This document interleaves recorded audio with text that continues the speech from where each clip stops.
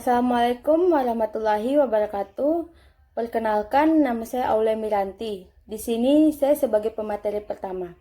Baiklah, langsung saja ke materinya. Analisis SWOT adalah metode perencanaan strategis yang digunakan untuk mengevaluasi kekuatan, kelemahan, peluang, dan ancaman dalam suatu proyek atau spekulasi bisnis. Keempat faktor itulah yang membentuk akronim SWOT. S atau stretch yang artinya kekuatan, W atau weaknesses yang artinya kelemahan, O atau opportunities yang artinya peluang, dan T atau threats yang artinya ancaman. Stretch atau kekuatan adalah poin internal dan positif dari sekolah Anda. Ini adalah hal-hal yang berada dalam kendali Anda.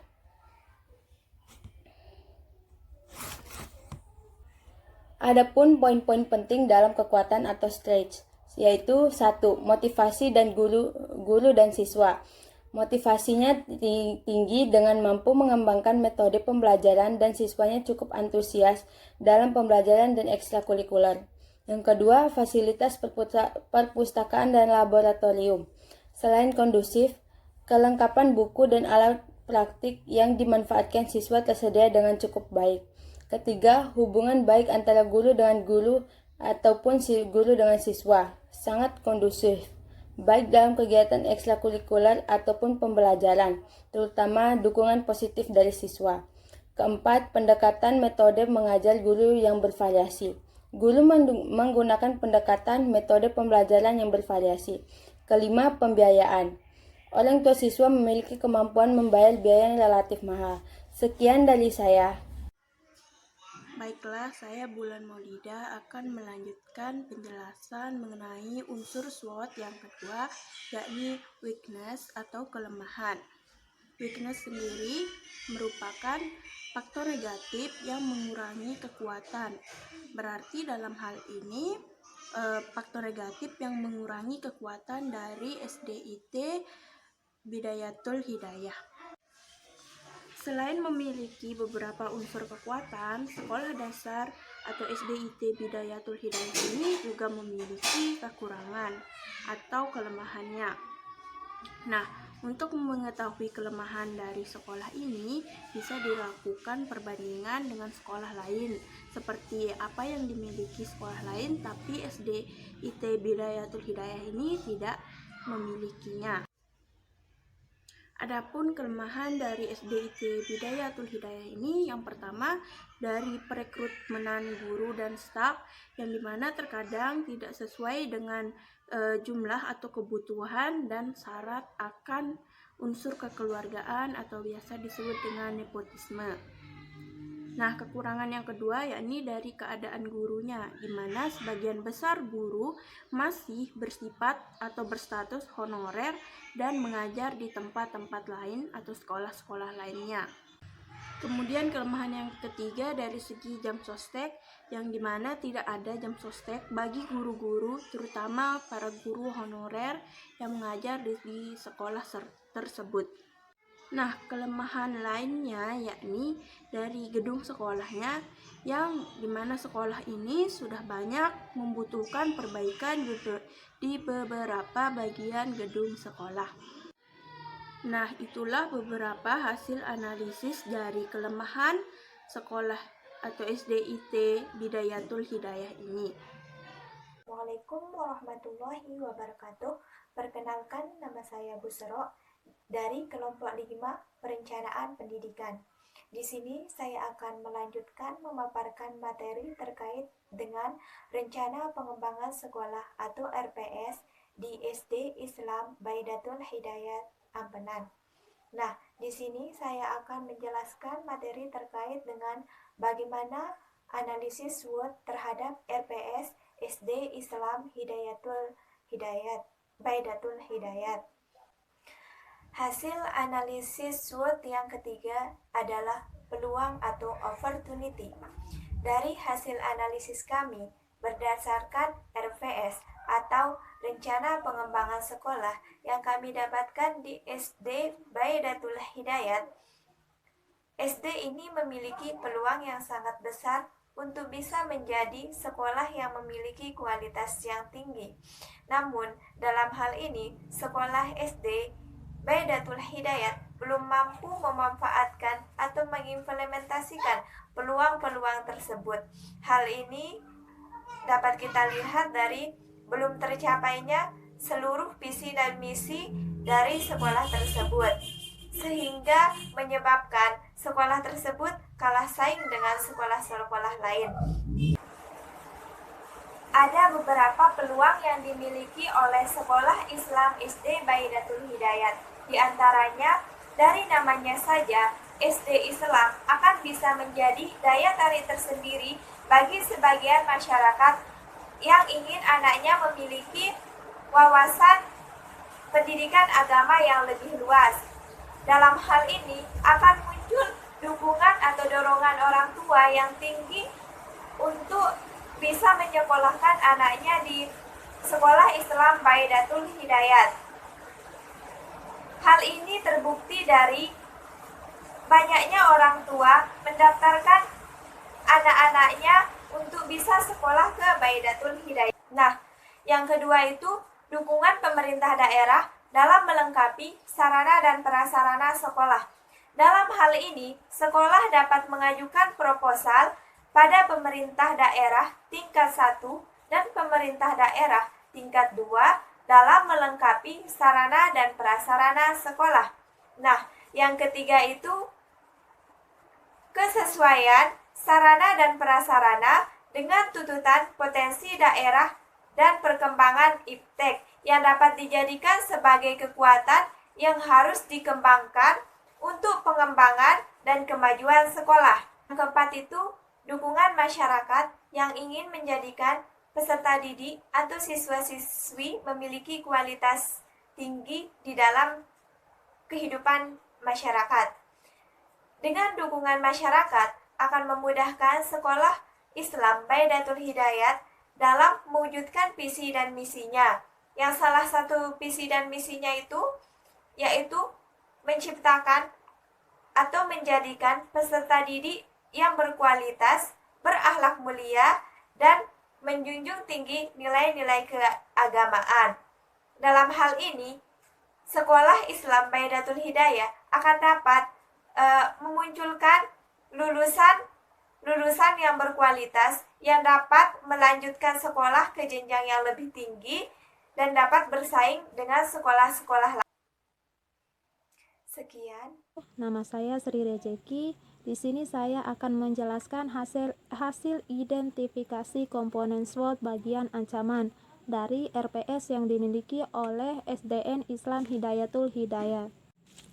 Yang pertama adalah lembaga pendidikan sejenisnya, di mana banyak SDN di sekitar lingkungan sekolah yang juga difavoritkan, sehingga ini menjadi salah satu ancaman tersendiri bagi sekolah Islam Hidayatul Hidayah.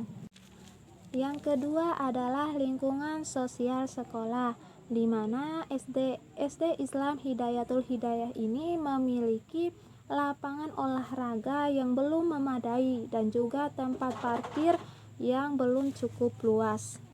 Yang ketiga adalah persiapan masuk SMP negeri. Persiapan masuk SMP negeri ini menjadi salah satu ancaman tersendiri juga bagi SD Islam Hidayatul Hidayah, karena banyaknya persaingan dari lulusan antar SD yang memang sudah diminati. Ancaman yang keempat adalah kemajuan teknologi komputer dan informatika. Kemajuan teknologi komputer dan informatika ini belum terlalu maksimal karena belum ada guru khusus yang mengajar TIK di sekolah ini. Jadi kemampuan dalam bersaing dengan SD lainnya akan sangat sulit. Demikian dari saya. Saya Azwandi akan menyampaikan program jangka pendek SD Bidayatul Hidayah.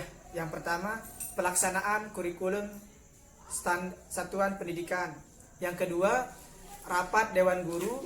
Yang ketiga, rapat kelompok kerja guru. Yang keempat, mengadakan pengayaan terhadap murid. Yang kelima, meningkatkan mutu SDM yang ada di sekolah.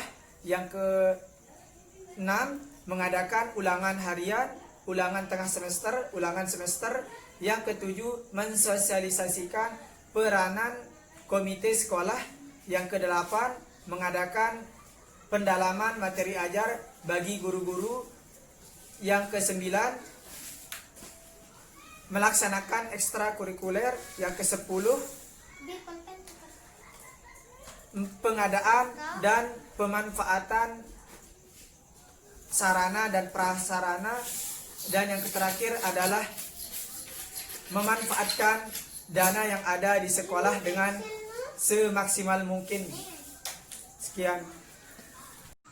Saya Betharia Putri Yusniati dari kelompok 5 akan melanjutkan penjelasan mengenai hasil analisis RPS yang dilakukan kelompok kami. Di sini saya akan memaparkan hasil analisis RPS dari kelompok saya mengenai program jangka menengah. Pada RPS tersebut, pada RPS yang kami analisis ini terdapat program atau rencana jangka menengah. Di antaranya yang pertama, sumber daya manusia. Pada bagian ini terdapat rencana, yaitu ada supervisi kelas, KKG, diklat, seminar, workshop, studi lanjut. Yang kedua, pada ketenagaan atau personalia terdapat rencana pengadaan pegawai, guru kesenian, guru mulok. Yang ketiga, pada bagian kesiswaan terdapat layanan siswa mengikuti lomba, layanan siswa berprestasi, layanan siswa yang lemah, dan pembinaan bakat. Pada yang keempat, pada bagian keuangan terdapat penyusunan RAPBS, pengawasan, pelaporan. Dan yang kelima, pada bagian sarana dan prasarana terdapat bagian perawatan alat-alat, pengadaan alat, pengadaan mobiler, pengadaan sarana olahraga, perbaikan pintu ataupun jendela, pengadaan alat peraga. Pada poin ke-6, hubungan masyarakat, terdapat rapat komite, rapat wali murid, dan kunjungan siswa atau wali. Sekian pemaparan hasil analisis dari saya. Assalamualaikum warahmatullahi wabarakatuh. Bismillahirrahmanirrahim. Assalamualaikum warahmatullahi wabarakatuh. Saya Atika Sari. Di sini saya akan menjelaskan mengenai rencana jangka panjang di SDIT Bidayatul Hidayah. Yang dimana program jangka panjangnya di sini yang pertama adalah sumber daya manusia, yang kedua ada kurikulum, yang ketiga kesiswaan, yang keempat ada keuangan, kelima sarana dan prasarana, dan yang terakhir ada hubungan masyarakat. Baiklah, di sini saya akan menjelaskan satu persatu program jangka panjangnya. Yang pertama ada sumber daya manusia, yang mana sumber daya manusia ini terbagi menjadi 3. Yang pertama ada supervisi kelas. Supervisi kelas di sini yaitu teknik yang dilakukan oleh kepala sekolah dengan cara mengunjungi kelas-kelas untuk mengamati bagaimana performa guru saat mengajar. Kemudian ada KKG. KKG di sini yaitu kelompok kerja guru. Kelompok kerja guru itu yaitu organisasi guru setingkat gugus atau kecamatan yang beranggotakan guru-guru dari sekolah di dalam gugus yang terkait. Kemudian ada diklat. Diklat yaitu pendidikan atau latihan. Ada seminar dan ada workshop.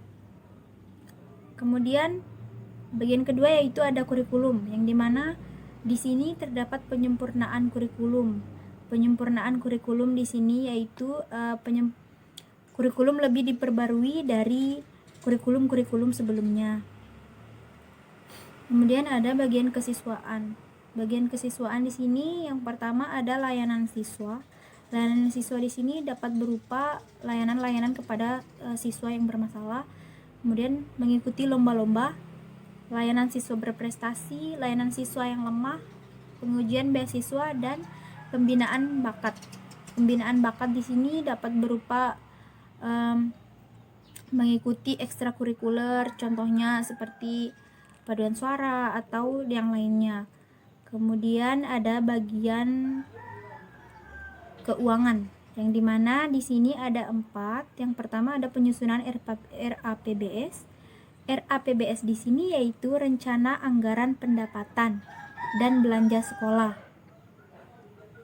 Yang dimana RAPBS ini yaitu anggaran antara penerima dan penggunaan dana serta pengelolaannya dalam memenuhi seluruh kebutuhan sekolah selama 1 tahun anggaran.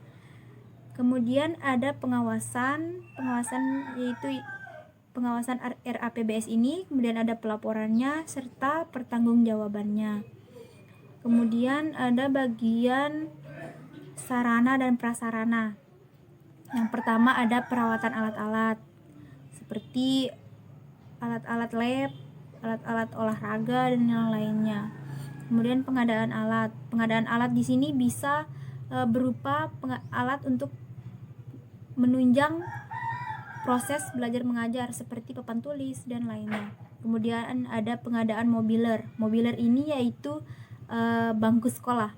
Kemudian ada pengadaan sarana olahraga. Pengadaan sarana olahraga di sini dapat berupa alat-alat olahraga seperti matras, bola dan lainnya.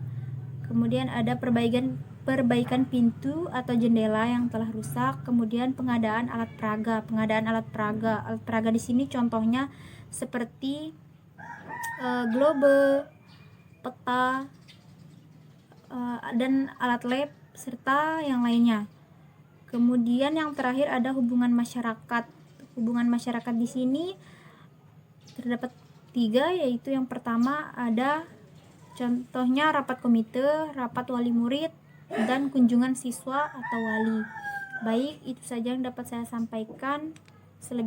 Lebih kurangnya mohon maaf. Wabillahi taufiq wal hidayah. Wassalamualaikum warahmatullahi wabarakatuh.